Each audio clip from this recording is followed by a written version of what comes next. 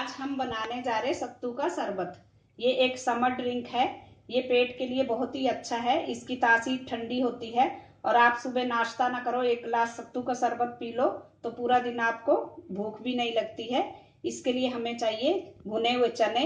इसका छिलका उतरा हुआ है। हमने ये भुने हुए चने लिए, एक कटोरी, एक नींबू और सफेद नमक, काला नमक और चीनी पाउडर और ठंडा पानी। अब हम मिक्सी का जार लेंगे और ये चने का हम पाउडर बनाएंगे। ये हमने पाउडर बना लिया है, इसका एकदम बारीक पाउडर बनाएं। अब इसको हम निकाल लेंगे। अब हम गिलास में थोड़ा सा नमक डालेंगे, सफेद वाला, थोड़ा सा काला नमक और आधा चम्मच चीनी पाउडर। अब इसमें डालेंगे हम नींबू। आधा नींबू हम एक गिलास में निचोड़ देंगे। हम डालेंगे ठंडा पानी।